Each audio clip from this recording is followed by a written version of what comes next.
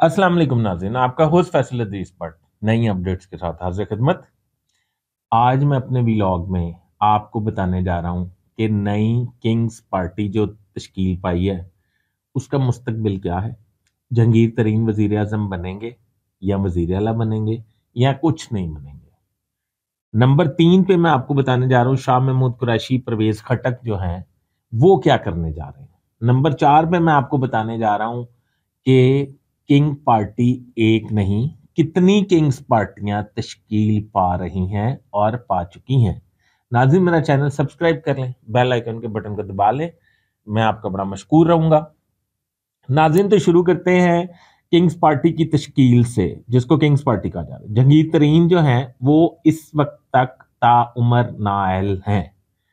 क्या दो तरीके हैं। एक तरीका ये है कि या तो वो पीछे बैठ के बतौर चीफ ऑर्गेनाइजर या बतौर इंस्ट्रक्टर या कप्तान वो पूरी पार्टी को हैंडल करेंगे और उनकी पार्टी जो इलेक्शन लड़ेगी वो इलेक्शन नहीं लड़ेंगे। एक तरीका ये है। एक तरीका ये है कि वो सुप्रीम कोर्ट में अपनी अहलियत के लिए दरखास्त दायर करेंगे और वो अहल हो जाएंगे। दोनों सूरतें आने वाले वक्त में आपके सामने आ जाएंगी। अब इसमें किंग्स पार्टी जहांगीर तरीन की सरबराही में जो बनी है, इस पूरी पार्टी के सिनेरियो में जितने लोग स्टेज पे बैठे थे, जितने लोग ऑडियंस में बैठे थे, ये पाकिस्तान की पहली पार्टी तश्कील पाई है जिसका सरबराह नाहल है। दूसरी बात, ये पहली पाकिस्तान की पार्टी है जिसमें लोग बैठ के शर्मिंदगी महसूस कर रहे थे और अपने मुंह छुपा रहे थे। ये पहली पाकिस्तान की पार्टी की तश्कील हुई है जिसमें फिंगर टिप्स पे अगर आप गिन लें 1 या 2 या 3 मैक्सिमम बता रहा हूं इलेक्टेबल्स थे, बाकी सारे चूरी खाने वाले मियां मिट्ठू थे। अब सवाल यह है कि ये जो पार्टी है इसका वोट बैंक है वो मियां मिट्ठू चूरी खा सकेंगे? तो मेरा जवाब है नहीं।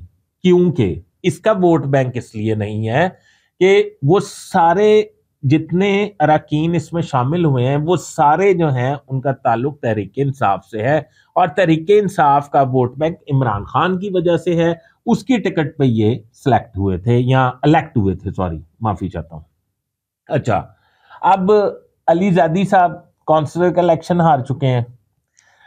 फवाद चौधरी साहब इलेक्शन नहीं जीत सकते, पहली दफा इलेक्शन लड़े थे इमरान खान के दौर में। वैसे वो नॉन इलेक्टेबल एडवाइजर की पोस्टों पर रह चुके हैं, परवेज मुशर्रफ के साथ भी रह चुके हैं।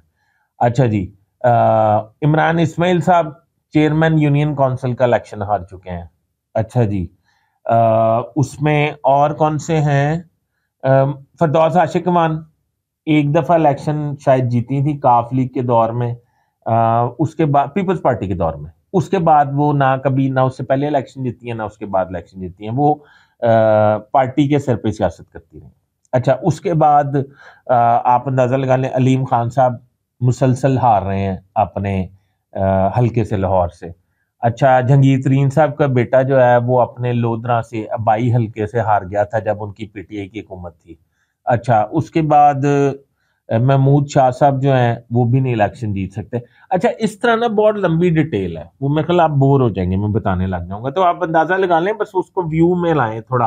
वो जो पार्टी में स्टेज पे और ऑडियंस में लोग बैठे थे और ये समझें कि वो जो लोग हैं वो क्या इलेक्शन जीत सकते हैं, नंबर 1। नंबर 2 कि उस पार्टी में अगर कोई इलेक्शन जीतने वाला घोड़ा शामिल ही नहीं है तो फिर आइंदा आने वाला, एक मैं बात आपको और बता दूं, मुझे भूल गई थी, सईद अकबर नवानी है जो भक्कर से इलेक्शन जीत सकते हैं और एक दो लोगों को जितवा भी सकते हैं। वो उस पार्टी का मेरे ख्याल माथा है, झूमर है।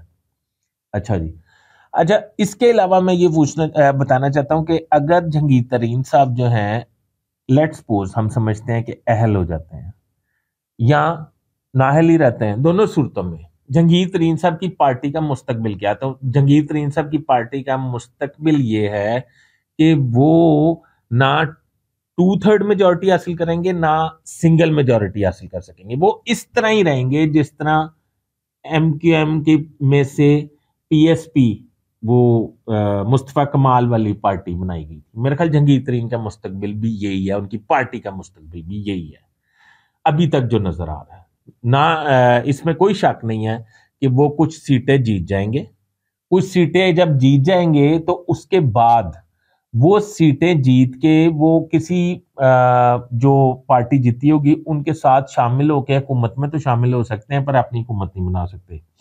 اچھا، اب دوسری پارٹی میں آپ کو یہ بتانے چاہ رہا ہوں کہ اس وقت کون سی ایسی پارٹی ہے جو اگر الیکشن لڑے تو 2/3 اکثریت حاصل کر سکتی ہے. تو ناظرین وہ اس کا جواب ہے تحریک انصاف، عمران خان گروپ.